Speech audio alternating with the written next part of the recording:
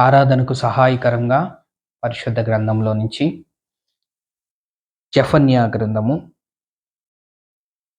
3వ అధ్యాయము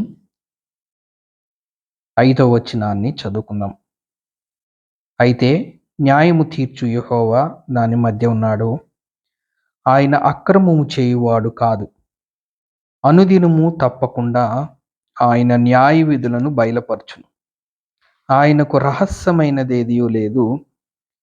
అయినను నీతిహీనులు సిగ్గెరుగరు. ప్రియ సహోదరి సహోదరులారా, ఆరాధన తలంపులకు సహాయకరంగా మనం జ్ఞాపకం చేసుకుంటే, ఉదయకాలమందు ప్రభు దినమున, పరిశుద్ధ దినమున, ఆయన మరణ పునరుద్ధాన దినమున రక్షింపబడిన మనము, ఆయన రక్తములో కడగబడిన మనము, ఆయన సన్నిధిలోకి వచ్చి ఆయన బల్ల దగ్గర మనము సమకూర్చబడి ఆయనను మహింపరుస్తున్న ఈ సమయంలో ఆయనలో ఉన్న ఒక లక్షణాన్ని మనం జ్ఞాపకం చేసుకుంటే, ఆరాధన తలంపుల్లో భాగంగా ఆయన అక్రమము చేయువాడు కాడు. మన దేవుడు ఎలాంటి దేవుడు అంటే ఆరాధికుడు. మనం ఎవరినైతే ఆరాధించటానికి చేరువచ్చామో, మనం ఎవరినైతే పూజించటానికి చేరువచ్చామో, మనం మన పాపములను విమోచించటానికి ఈ లోకానికి వచ్చి కలువరి శిలువలో తన ప్రాణాన్ని అర్పించిన ఆ రక్షకుడు ఎలాంటి వాడు అంటే, ఆయన అక్రమము చేసే దేవుడు కాదు. అక్రమము చేసే దేవుడు కాదు. అక్రమము అనగా క్రమము లేని క్రియలు. క్రమము, అక్రమము. క్రమము అంటే కొన్ని పద్ధతులు. ఇదిగో క్రమ పద్ధతిలో నడుచుకునే వాళ్ళు రోడ్డు అనే మాటని మనం జ్ఞాపకం చేసుకోవచ్చు. అక్రమము, క్రమము అనే మాటలు. క్రమము లేని క్రియలే అక్రమముగా మనము జ్ఞాపకం చేసుకోవచ్చు. ఇక్కడ దేవుడు చెప్తున్న మాట, దేవునిలో ఉన్న ఒక లక్షణం ఏంటంటే, ఆయన అక్రమము చేసే దేవుడు కాదు. మనమైతే అక్రమము చేసేవారము. మత్తయి సువార్త 7వ అధ్యాయం 23వ వచనాన్ని ఒకసారి మనం జ్ఞాపకం చేసుకుంటే, అప్పుడు నేను మిమ్మును ఎన్నడూ ఎరుగను, అక్రమము చేయువారులారా నా యొద్ద నుండి పారిపోండి అని వారితో చెప్పాను. ఇది మన స్థితి. ఆయనైతే అక్రమము చేసే దేవుడు కాదు. ఆయనైతే అన్యాయము చేసే దేవుడు కాదు. ఆయనైతే దుష్కార్యము చేసే దేవుడు కాదు. ఆయనైతే అబద్ధమాడే దేవుడు కాదు. ఆయనైతే పాపము చేసే దేవుడు కాదు. కానీ ఆయన అక్రమము చేసే దేవుడు కాదు. ఆయన క్రమమైన రీతిలో నడిచే దేవుడు. మనమైతే బైబిల్ గ్రంథం ప్రకారం మన స్థితిని మనం జ్ఞాపకం చేసుకుంటే, మనము అక్రమము చేయువారులారా నా యొద్ద నుండి పొండని దేవుడు ఈ లోకంలో ఉన్నప్పుడు ఒక సందర్భంలో ఆయన పలికాడు. కానీ మనందరము అక్రమము చేసిన వారం. ఎఫెసీయులకు రాసిన పత్రికలో మనం చూస్తాం కదా, మన అపరాధముల చేతను పాపముల చేతను చచ్చిన స్థితిలో మనం ఉండిన వారం. మన అక్రమ క్రియలు, మన క్రమము లేని క్రియలు, మన జీవితము చచ్చిన స్థితిలో ఉంది. దేవునికి దూరముగా ఉండిన వారు. ఎందుకంటే అక్రమానికి దూరంగా ఉండేవాడు. ఎవరైతే పరిశుద్ధుడుగా మనం ఈ ఉదయకాలం ముందు ఆరాధనలో జ్ఞాపకం చేసుకుంటున్నామో, మంచివారు మంచివారితోనే ఉంటారు, చెడ్డవారు చెడ్డవారితోనే ఉంటారు, దొంగలు దొంగలతోనే ఉంటారు. ఇట్లా ఎవరి లక్షణాలకు తగ్గట్లుగా వాళ్ళు కలిసి జీవిస్తూ ఉంటారు. ఇక్కడ దేవుడు అక్రమము చేసే దేవుడు కాదు. ఆయన క్రమము కలిగిన వాడు. మన మానవులమైతే అక్రమ క్రియల్లో చేస్తూ ఉండిన వారం. కాబట్టి క్రమానికి అక్రమానికి పొంతన ఉండదు. చీకటికి వెలుగుకి సంబంధం ఉండదు. చీకటి వెలుగు రెండు విరుద్ధమైనవి, వేరు. ఎక్కడ చీకటి ఉంటుందో అక్కడ వెలుగు ఉండదు. ఎక్కడ వెలుగు ఉంటుందో అక్కడ చీకటి ఉండదు. కాబట్టి రెండు విరుద్ధమైన అంశాలు. అక్రమం ఎక్కడ ఉంటుందో అక్కడ క్రమం ఉండదు. క్రమం ఎక్కడ ఉంటుందో అక్కడ అక్రమం ఉండదు. దేవుడైతే క్రమము కలిగిన దేవుడు, అక్రమము చేసేవాడు కాదు. మనమైతే అక్రమ క్రియలు చేసేవారం. అపరాధముల చేత తల్లి గర్భమునందే మనము పాపములో పుట్టిన వారం. కాబట్టి దేవుడు అక్రమము చేసేవారికి దూరంగా ఉన్నారు. మనము సమీపంగా లేము. చీకటిలో నుండి వెలుగులోనికి ఆయన మనల్ని తర్వాత పిలిచాడు. కానీ మనము దేవునికి దూరస్తులము. ఎలా అనగా మనం దేవునికి శత్రువులము, దేవునికి అవిధేయులము. మనందరము దూరముగా ఉండిన వారం. ఎక్కడో చివరిలో పాపపు గవినిలో మనం ఉండి చనిపోతే నరకానికి చేరవలసిన స్థితిలో మనం ఉండిన వారము. అక్రమము చేయువారులారా నా యొద్ద నుండి పొండి. ఈ మాట ద్వారా మనం జ్ఞాపకం చేసుకోవాల్సింది, ఆయన క్రమమైన దేవుడు, మనమైతే అక్రమము చేయుట ద్వారా దేవుని నుండి దూరముగా వెళ్ళిన వారం. మరొక మాటను మనం జ్ఞాపకం చేసుకుంటే మత్తయి సువార్త 23వ అధ్యాయం 28వ వచనంలో ఈ విధంగా రాయబడి ఉంది. అలాగే మీరు వెలుపల మనుష్యులకు నీతిమంతులుగా కనపడుచున్నారు, కానీ లోపల వేషధారణతోనూ అక్రమముతోనూ నిండి ఉన్నది. మన హృదయములో అక్రమముతో నిండి ఉన్నది. మనం పైకి మనుషులకు నీతిమంతులుగా, మంచివారిగా, గొప్పవారిగా, చాలా గొప్పవారిగా మనం ఎదుటి వాళ్ళకి కనిపిస్తూ వేషధారణ వలె మనం ఉన్నాం, కానీ లోపల మన హృదయము అక్రమముతో నిండి ఉన్నది. ప్రియులారా, మనందరము అక్రమము చేసిన వారు.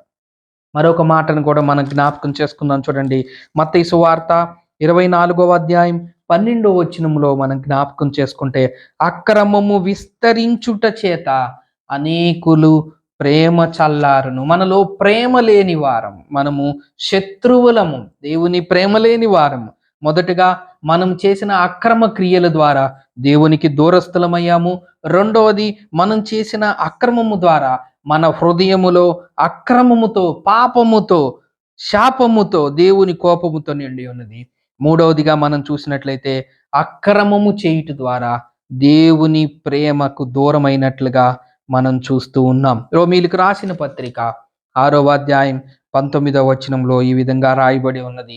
మీ శరీర బలహీనతను బట్టి మనుష్య రీతిగా మాట్లాడుచున్నాను. ఏమనగా అక్రమము చేయుటకై అపవిత్రతకును అక్రమమునకును మీ అవయములను దాసులుగా ఎలాగూ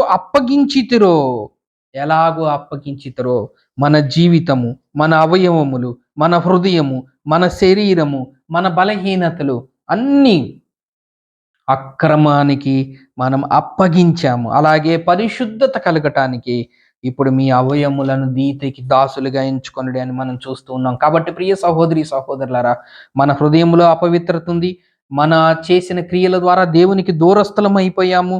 మనము వెలుపల ద్వేషదారుల వలె నీతిమంతులుగా ఉన్నాం, కానీ మనం అక్రమంతో నిండి ఉన్నాము. ఆయనైతే ఏ అక్రమము చేయలేదు, కానీ అక్రమకారుల్లో ఒకడిగా ఎంచబడ్డాడు. దేవునిలో ఉన్న ఒక గొప్ప లక్షణము, ఆయన అక్రమము చేయువాడు కాదు, కానీ మనము అక్రమము ద్వారా దూరస్థలం అయిపోయి ఉంటుండగా, మన హృదయం అక్రమముతో నిండి ఉంటుండగా, మనము వేషధారుల వలె పైకి నీతిమంతులుగా కనిపించి లోపల అక్రమముతో నిండిపోయి పాపములో ఉండి నరకములోకి వెళ్ళిపోతూ ఉంటుండగా, క్రమము కలిగిన దేవుడు తిరిగి మనల్ని అక్రమమైన స్థితిలో నుంచి బయటికి తీసుకురావటానికి, మనల్ని క్రమపద్ధతిలోకి తీసుకురావటానికి, నరకపు మార్గములో ప్రయాణిస్తూ, క్రమము లేని క్రియలు జరిగిస్తూ, అక్రమ మార్గములో ప్రయాణిస్తూ నరకములోకి పడిపోవాల్సిన స్థితిలో ఉన్న మనల్ని రక్షించటానికి ఆ క్రమ కలిగిన దేవుడు ఈ లోకానికి వచ్చాడు. ఆయన ఈ లోకములో జీవించాడు.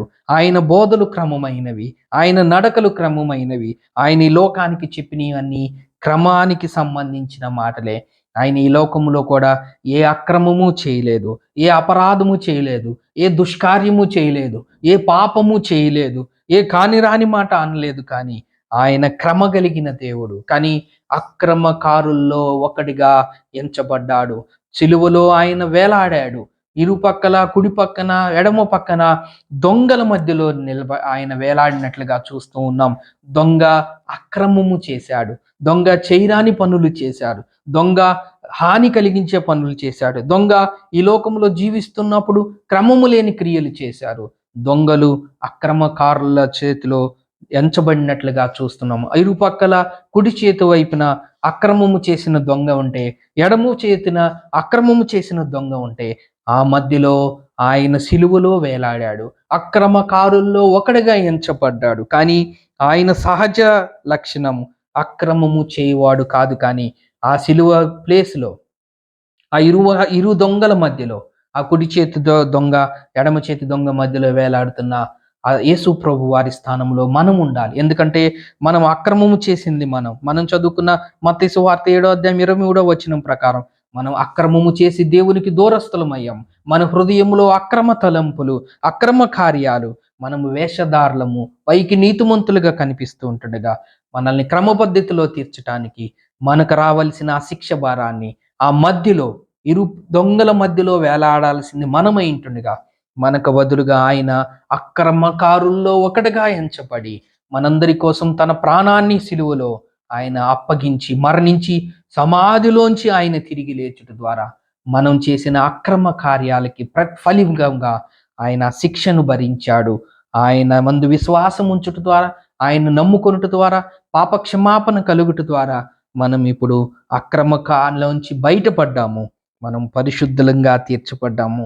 అలాంటి పరిశుద్ధులుగా తీర్చబడిన మనము అక్రమ క్రియలను వదిలిపెట్టి, అక్రమ క్రియలను విడిచిపెట్టి, పరిశుద్ధపరచబడి పవిత్రులుగా అయిన మనము ఆదివారమున ప్రభు దినమున ఆయన సన్నిధిలోకి వచ్చి, ఆయన బల్ల దగ్గరికి వచ్చి, క్రమగలిగిన దేవుణ్ణి క్రమమైన స్థితిలో ఉంచిన మనము ఆయన ఏ విధంగా మనము ఆయనను ఆరాధించాలంటే, రోమీలకు రాసిన పత్రిక 6వ అధ్యాయం 19వ వచనంలో మనం చదువుకున్నట్లుగా, మన శరీర బలహీనతను బట్టి మనిషి రీతిగా మాట్లాడుచున్నాను. ఏమనగా అక్రమము చేయుటకై, అపవిత్రతకును అక్రమమునకును ఒకప్పుడు మనం మన అవయవములను దాసులుగా అప్పగించుతాం. కానీ ఇప్పుడైతే మనం పరిశుద్ధత కలిగి అవయములను నీతికి దాసులుగా అప్పగించుడి అన్నట్లుగా మన అవయవములను నీతికరంగా మనం ఉండి ఆయనను ఆరాధించినట్లయితే అలాంటి ఆరాధనలు ఆయన స్వీకరించేవాడుగా ఉన్నాడు. ఒకప్పుడు మనం అక్రమము చేశాము.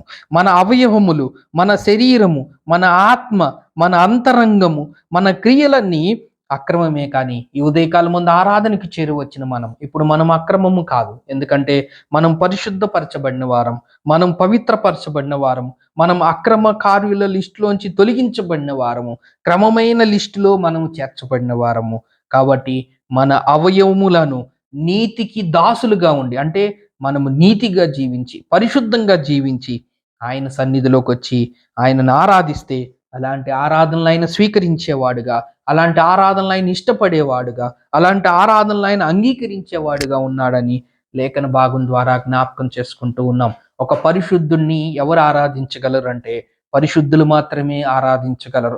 ఒక నీతిమంతుణ్ణి ఎవరు ఆరాధించగలరంటే నీతిమంతులు మాత్రమే ఆరాధించగలరు. ఒక మంచి వారిని ఎవరు ఆరాధించగలరంటే మంచివారే ఆరాధించగలరు. అలాగే ఒక క్రమము కలిగిన దేవుణ్ణి ఎవరు ఆరాధించగలరంటే అక్రమమును విడిచిపెట్టి క్రమముగా ఉండి మన అవయవములను నీతికి దాసులుగా అప్పగించబడిన స్థితిలో ఉన్న ఆ పరిశుద్ధులు దేవుని సన్నిధికి వచ్చి ఆ క్రమమైన దేవుణ్ణి ఆరాధిస్తే అలాంటి ఆరాధనలు ఆయన స్వీకరించేవాడుగా ఉన్నట్లుగా లేఖన భాగం ద్వారా జ్ఞాపకం చేసుకుంటూ ఉన్నాం. హెబ్రీయులకు రాసిన పత్రిక 10వ అధ్యాయం 17వ వచనం, వారి పాపములను వారి అక్రమములను ఇక ఎన్నటికీ జ్ఞాపకం చేసుకోనని ప్రభు చెప్పుచున్నాడు. ఎంత గొప్ప వాగ్దానం నమ్ముకున్న విశ్వాసులమైన మనకిచ్చాడు. ఈ ఉదయకాలం ముందు ఈ మాటను మనం జ్ఞాపకం చేసుకోవాలి.